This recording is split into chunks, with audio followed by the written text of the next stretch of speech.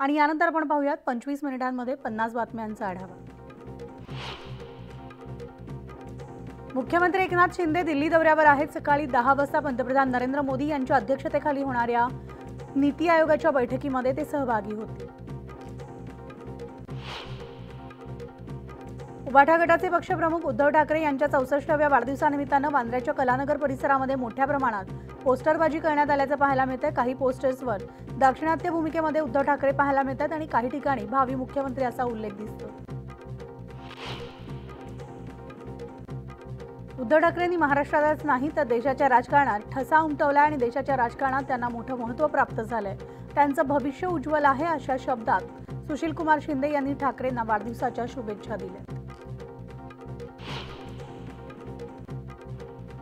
उद्धव ठाकरेंच्या वाढदिवसानिमित्तानं दादर भागामध्ये शुभेच्छा देणारे बॅनर्स लावण्यात आले, तर या बॅनरवर महाराष्ट्राचे भावी मुख्यमंत्री कुटुंब प्रमुख असा उल्लेख करण्यात आला। दरम्यान ठाकरेंच्या वाढदिवसाच्या निमित्तानं उपमुख्यमंत्री देवेंद्र फडणवीसांनी त्यांना शुभेच्छाही दिल्या आहेत। यावेळेस फडणवीसांनी त्यांना टोलाही लगावलाय। मुख्यमंत्री होण्याच्या शुभेच्छा त्यांना फक्त जनताच देऊ शकते असा टोला त्यांनी लगावलाय।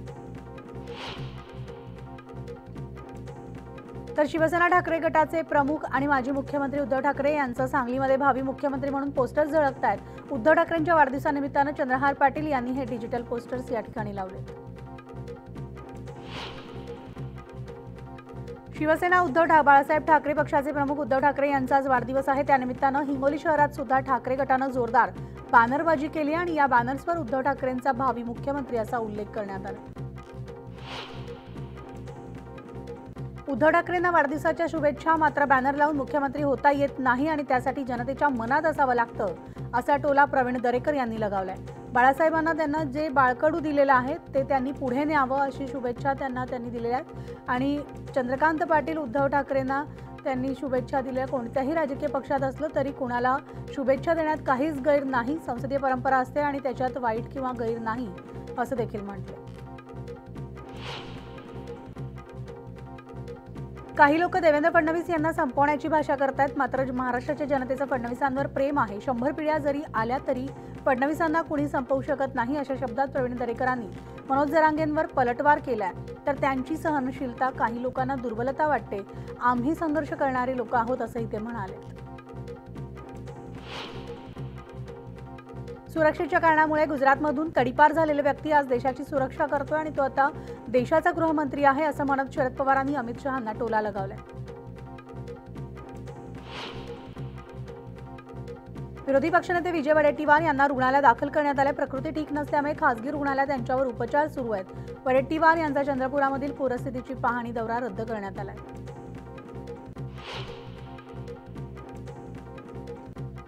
नारायण राणे यांनी भाजप विधानसभा निवडणुकीमध्ये 288 जागा लढवणार असल्याचं वक्तव्य केलेलं होतं, त्यामुळे शिवसेना आणि राष्ट्रवादीचं काय होणार अशा चर्चा सुरू झाल्या। त्यावर आता शिवसेनेचे खासदार नरेश म्हस्के यांनी प्रतिक्रिया दिली आहे। भाजप 288 जागा लढणार तर महायुती कशाला असा सवाल सुद्धा त्यांनी उपस्थित केलाय। भाजप नेते आशिष शेलार यांनी उद्धव ठाकरेंवर अप्रत्यक्षरित्या टीका केली आहे। बेस्टचे भूखंड त्या काळात विकले गेलेत आणि जे निर्णय घेतलेत त्यामुळेच बेस्ट कमकुवत झाली असा आरोप शेलार यांनी केलाय। नुसती शिखर बँकच नाही तर अजितदादाच्या डोक्यावर जेवढे केस उरलेत तेवढे भ्रष्टाचाराचे गुन्हे दाखल होतील अशी टीका शेतकरी नेते रघुनाथ पाटील यांनी केली आहे। देवेंद्र फडणवीस यांनी सगळ्या भ्रष्टाचारी लोकांना एकत्र केलेलं असून महाराष्ट्राच्या वाताहतीला फडणवीस जबाबदार असल्याचा हल्लाबोल सुद्धा त्यांनी केलाय।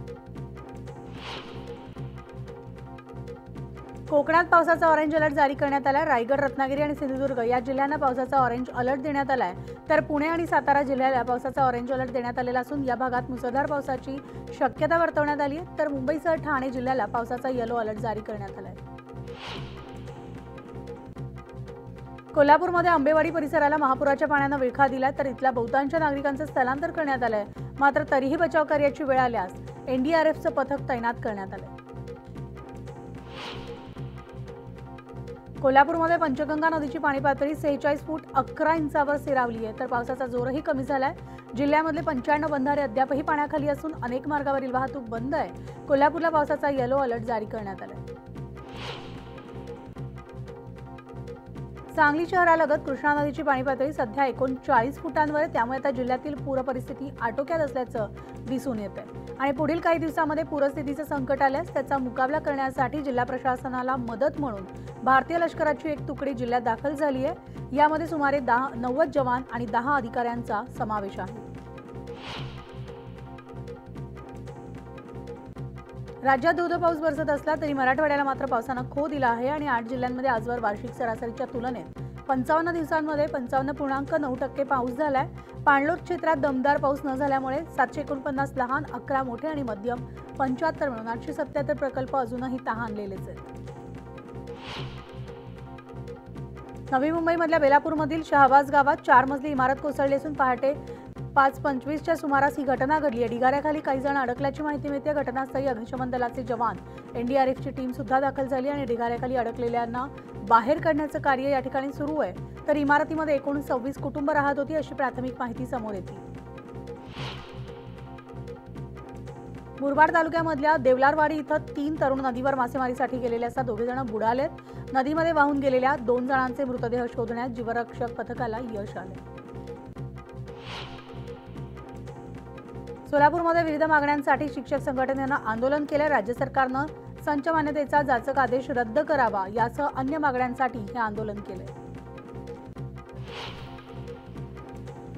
सोलापूर महानगरपालिकेकडून 302 जणांची भरती प्रक्रिया परीक्षेद्वारे राबवली जात असून त्यापैकी 147 जणांना नियुक्तीचे आदेश देण्यात आले आणि त्यापैकी आता 99 जण रुजू झालेत, तर उर्वरित 48 अद्याप रुजू झालेले नाहीत। त्यामुळे त्यांची नियुक्ती रद्द करून प्रतीक्षा यादीमधील उमेदवारांना संधी देण्याची तयारी महानगरपालिकेनं केली आहे।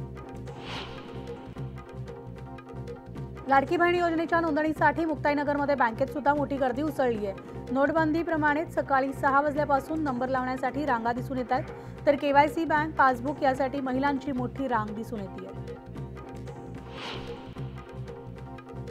आज पश्चिम रेल्वेवर तर मध्य रेल्वेवर रविवारी मेगा ब्लॉक घेण्यात येणार आहे। मध्य रेल्वेच्या मुख्य मार्गावर माटुंगा आणि मुलुंड स्थानकादरम्यान अप आणि डाऊन जलद मार्गावर मेगा ब्लॉक असणार आहे। सकाळी 11:05 ते 3:05 हा मेगा ब्लॉक असणार आहे। पश्चिम रेल्वेवर बोरिवली ते भाईंदर स्थानकादरम्यान अप आणि डाऊन धीम्या मार्गावर मेगा ब्लॉक असेल। शनिवारी रात्री 12 ते पहाटे 4:35 मेगा ब्लॉक असणार आहे। जळगावच्या धरणगाव शहरामध्ये 10 ते 12 दिवसांना पाणी पुरवठा होतोय। त्यातही आता नळाला येणारं पाणी गढूळ आणि दुर्गंधीयुक्त असल्यामुळे नागरिकांच्या आरोग्याचा प्रश्न निर्माण झालाय। तसंच पथदिवे बंद असल्याचं सुद्धा लोकांची गैरसोय होतीये। या विरोधात शरद पवार गटाच्या वतीनं निदर्शनं करण्यात आली। दारू कंपनीमधून निघणाऱ्या खराब पाण्यामुळे धाराशिवच्या गौरगाव या ग्रामस्थांवर स्थलांतरित होण्याची वेळ आली आहे। कंपनीनं दूषित पाणी सोडल्यामुळे गावामधील पाणी पुरवठा दूषित झालाय, जमीनही नापीक झाली आहे। प्रशासनाकडून दोषी कंपन्यांवर कारवाईचं आश्वासन देण्यात आलं। धाराशिव जिल्हाधिकारी कार्यालयासमोर शेतकऱ्यांनी धरणे आंदोलन केलंय। केंद्र शासनानं खरीप संदर्भामध्ये 30 एप्रिल 2024ला काढलेल्या परिपत्रकामुळे जिल्ह्यामधील 5,19,000 शेतकरी मदतीपासून वंचित राहिले, तर हे परिपत्रक रद्द व्हावं या मागणीसाठी आता हे आंदोलन करण्यात आलं। दुधाला प्रति लिटर 40 रुपये भाव मिळावा या मागणीसाठी धरणे आंदोलन आणि ट्रॅक्टर रॅली काढणाऱ्या शेतकऱ्यांनी राज्य सरकारनं अखेर दखल घेतली, तर दूध दर प्रश्नावर दुधायुक्तांबरोबर बैठकही झाली। जोपर्यंत मान्य मागण्यांचं लेखी आश्वासन मिळत नाही तोपर्यंत आंदोलन सुरूच ठेवण्याचा निर्णय त्यांनी घेतलाय। शेतकऱ्यांना काजूवर 10% अनुदान देण्यासंदर्भात 9 जुलै रोजी राज्य सरकारनं एक GR काढलाय, पण या GR मधील अटी जाचक आणि अडचणी निर्माण करणाऱ्या असल्याचा आरोप करत ठाकरे गटानं आंदोलनाचा इशारा दिलाय। 30 जुलै रोजी अधिकाऱ्यांच्या कार्यालयासमोर GRची होळी करण्यात येणार आहे। यवतमाळमधील निमदेवी धरण पर्यटन स्थळ म्हणून घोषित करण्याची मागणी करण्यात आली आहे। पावसाळ्यामध्ये इथं पर्यटकांची मोठी गर्दी असते, त्यामुळे आता परिसरामधील लहान उद्योगांना चालना मिळू शकते, यासाठी ही मागणी करण्यात आली आहे। नागपूर जिल्ह्यामध्ये कीटकजन्य आजारामुळे आता चिंता वाढली आहे। नागपूर शहरामध्ये चिकनगुनिया तर ग्रामीणमध्ये डेंग्यूचा धोका वाढला। चिकनगुनियाचे 86 आणि डेंग्यूचे 127 रुग्णांची नोंद या ठिकाणी झालेली असून नागरिकांनी स्वच्छतेचं पालन करण्याचे आवाहन सुद्धा करण्यात येते। भाजीपाला पिकांसाठी मल्चिंगचा वापर केला जातोय, मात्र आता मुक्ताईनगर तालुक्यामधल्या अंतुर्ली, बेलसवाडी, करकी, उचंदे इत्यादी परिसरामध्ये केळी पिकाला सुद्धा शेतकऱ्यांनी मल्चिंगचा वापर सुरू केलाय आणि या भागामध्ये किमान 300 हेक्टरवरील केळीला शेतकऱ्यांनी मल्चिंग पेपरचा वापर सुरू केलाय। त्यामुळे पीक उत्पादन, मातीचं आरोग्य आणि एकूणच शेतीच्या टिकाऊपणामध्ये लक्षणीय फरक पडलाय। जोरदार पावसाच्या हजेरीनंतर सिंधुदुर्ग जिल्ह्यामध्ये शेतीच्या कामांनी वेग घेतलेला आहे। चिखलणीसोबतच लावणी आणि भात पेरणीला सुरुवात झाली आहे। पारंपरिक लोकगीत गात महिला भात लावणी करताना दिसतात। कल्याण तालुक्यामधल्या राष्ट्रीय महामार्गाला जोडणारा रायतेपुरामुळे पाण्याखाली तो गेला होता। परिणामी या पुलाला जोडणारा दोन्ही बाजूचा रस्ता खचलेला आहे आणि या ब्रिजची स्ट्रक्चरल ऑडिटच्या माध्यमातून पाहणी केल्यानंतरच तो वाहतुकीसाठी खुला केला जाईल अशी माहिती देण्यात येते। कल्याण डोंबिवली महापालिका क्षेत्रात डांबरी रस्त्यावर मोठ्या प्रमाणात खड्डे पडलेत, तर केडीएमसी कडून खडी पेवर ब्लॉक टाकून खड्डे बुजवण्याचा प्रयत्न केला जात होता। मात्र पावसामुळे ही खडी आता वाहून जाऊन पुन्हा खड्डे पडतात। न्यूज 18 लोकमतने ही बातमी दाखवल्यानंतर केडीएमसी कडून खड्डे भरण्याच्या कामाची सुरुवात करण्यात आली आहे। शहर अभियंता यांनी स्वतःच रस्त्यावर उतरून खड्डे भरण्याचं काम आता हाती घेतलं। कोल्हापूरच्या वाळणा साखर कारखान्याच्या प्लांटमध्ये मगर आढळली आहे। वन विभागानं जेसीबीच्या सहाय्यानं केमिकलचं पाणी काढून मगरीची सुखरूप सुटका केली आहे। तर कागल येथे महापुरामध्ये वाहून आलेल्या विषारी नागाची सर्पमित्रांनी सुखरूप सुटका केली आहे। जोरदार पावसानंतर आलेल्या पुरामध्ये हा नाग एका घराच्या अंगणात आढळून आला होता।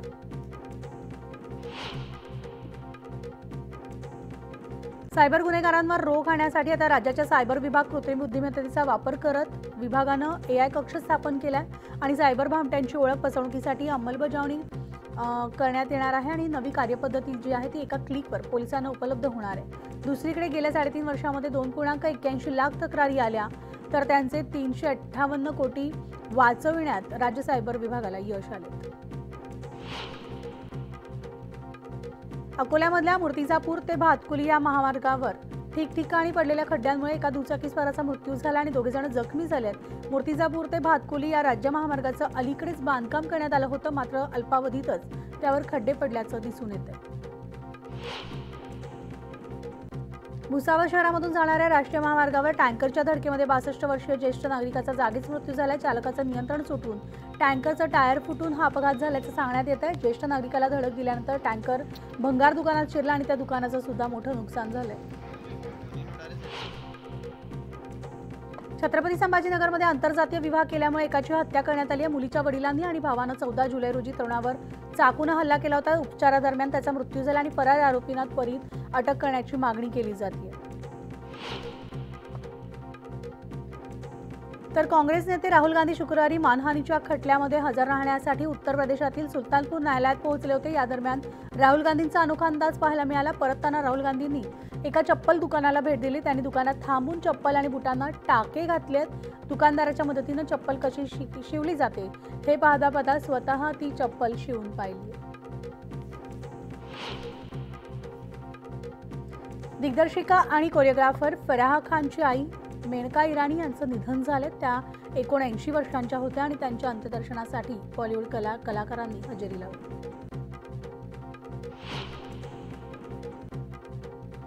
लाडकी बहीण योजनेवरून राजकारण सुरू असतानाच आता यावर होणाऱ्या खर्चावर प्रश्नचिन्ह निर्माण झालं। राज्य सरकारच्या अर्थ खात्यानं यावर चिंता व्यक्त केली आहे। सरकारची आर्थिक परिस्थिती पाहता या योजनेसाठी पैसा कुठून आणायचा असा प्रश्न आता अर्थ खात्याला पडलाय। नुकताच विधिमंडळ अधिवेशनात उपमुख्यमंत्री अजित पवारांनी लाडकी बहीण योजनेची घोषणा केली। पायरीवरील महिला, परित्यक्त्या, विधवा, घटस्फोटित निराधार, घरेलू कामगार महिला आणि आदिवासी डोंगराळ दुर्गम भागातील हाताला काम नसलेल्या महिलांना मुख्यमंत्री माझी लाडकी बहीण ही योजना एक आधार निर्माण करेल आणि यासाठी सरकारला आशीर्वाद देतील। याकरता 46,000 कोटी रुपयाची आम्ही त्या ठिकाणी तरतूद केलेली आहे। आगामी विधानसभा डोळ्यासमोर ठेवून सत्ताधाऱ्यांनी ही महत्त्वाकांक्षी योजना जाहीर केली आहे। या योजनेच्या माध्यमातून महिलांना दरमहा 1500 रुपये दिले जाणार आहेत। पण या योजनेमुळे राज्य सरकारच्या तिजोरीवर दरवर्षी 46,000 कोटींचा अतिरिक्त बोजा पडणार आहे। खरं तर राज्य सरकारकडून सामाजिक न्याय, आदिवासी कल्याण आणि महिला व बाल विकास विभागाच्या माध्यमातून महिलांसाठी विविध योजना चालवल्या जातात। त्यामध्ये राज्यात प्रत्येक मुलीला वयाच्या 18 वर्षांपर्यंत टप्प्याटप्प्याने 1,01,000 रुपये दिले जातात। या योजनेसाठी आता राज्य सरकारला दरवर्षी 125 कोटी रुपये खर्च येतो। आता त्यामध्ये लाडकी बहीण योजनेची भर पडली आहे। त्यामुळे लाडकी बहीण योजनेची गरज काय असा सवाल अर्थ खात्याने केलाय। आतापर्यंत राज्यातील 40 लाखांहून अधिक महिलांनी लाडकी बहीण योजनेसाठी नोंदणी केली आहे. आगामी काळात हा आकडा वाढत जाणार आहे. लाडकी बहीण योजनेवर होणारा खर्च लक्षात घेता अर्थ खात्याला या योजनेसाठी लागणाऱ्या निधीची चिंता सतावू लागली आहे आणि त्यामुळेच यावरून राजकारण सुरू झालंय. योजना कशाला पाहिजे त्याच्यासाठी? बहिणीला 1,500 रुपये देणार आणि काहीतरी असंच आहे ना. 1,500 रुपये महिने वगैरे आहेत का पैसे मुळात राज्य सरकारकडे? रस्त्यावरचे खड्डे बुजवायला नाहीयेत. लाडकी बहीण योजनेच्या खर्चावरून विरोधकांनी सत्ताधाऱ्यांची कोंडी करण्याचा प्रयत्न सुरू केला. सरकार या योजनेसाठी पैसे कुठून आणणार असा सवाल विरोधकांकडून केला जातोय. याला आर्थिक बेशिस्त म्हणतात. देश और जब राज्य चलाते हो तो फिनेंशियल डिसिप्लिन होना चाहिए. आप चुनाव जीतने के लिए आपके तिजोरी में पैसा नहीं, आपके कटोरे में पैसा नहीं, और आप बड़ी बड़ी योजना की घोषणा करते हो, उसे डिसिप्लिन नहीं कहते. कहाँ से पैसा लाओगे इस बारे में आपके पास कोई योजना नहीं है. जेव्हा आपण वेतन आयोग देतो तेव्हा 44,000 कोटीचा भार हा आपण आपल्या कर्मचाऱ्यांसाठी देतो, दिलाच पाहिजे. पण 17-18 लक्ष कर्मचाऱ्यांसाठी 44,000 कोटीचा भार दिल्यावर आपली वित्तीय व्यवस्था ही अडचणीत येत नाही. पण 2,48,00,000 बहिणींना आपण जर तेवढेच पैसे जवळपास 46,000 कोटी दिले मग वित्तीय व्यवस्था अडचणीत येते. हे कोणतं अर्थशास्त्र आहे? एकीकडे विरोधकांनी टीकेची राळ उठवली आहे तर दुसरीकडे अर्थ खात्यानं सवाल उपस्थित केलाय. पण मुख्यमंत्र्यांनी यावर चोख प्रत्युत्तर दिलंय. आम्ही ज्या योजना जाहीर केलेल्या आहेत, मग लाडकी बहीण असेल, अन्नपूर्णा योजना असेल, शेतकऱ्यांचं वीज बिल माफ असेल, मुख्यमंत्री युवा प्रशिक्षण योजना असेल, हे सर्व पैशाची तरतूद आम्ही केलेली आहे. कोण अधिकारी काय बोलतो त्याची तर आम्ही माहिती घेऊच, आणि परंतु सरकार म्हणून ही जबाबदारी आमची आहे. खरं तर मध्य प्रदेश सरकारच्या लाडली बहन योजनेच्या धर्तीवर शिंदे सरकारनं ऐन विधानसभा निवडणुकीच्या तोंडावर राज्यात ही योजना जाहीर केली आहे. मध्य प्रदेशात भाजप सरकारला या योजनेमुळे मोठा राजकीय फायदा झाला. त्यामुळेच शिंदे सरकारनं लाडकी बहीण योजनेची ओवाळणी महिलांच्या ताटात टाकली आहे. आगामी लोकसभा निवडणुकीत सत्ताधाऱ्यांना याचा राजकीय लाभ मिळण्याची भीती विरोधकांना सतावू लागली आहे. त्यामुळेच सत्ताधारी आणि विरोधकांमध्ये यावरून राजकीय कलगीतुरा रंगला. मात्र या योजनेवर होणाऱ्या खर्चाचं काय अशी चिंता अर्थ खात्याला पडल्यामुळे पुन्हा एकदा या योजनेवरून राजकारण रंगलंय. Bureau report, news 18 Lokmat. आणि यानंतर आपण पाहणार आहोत महत्त्वाच्या बातम्या.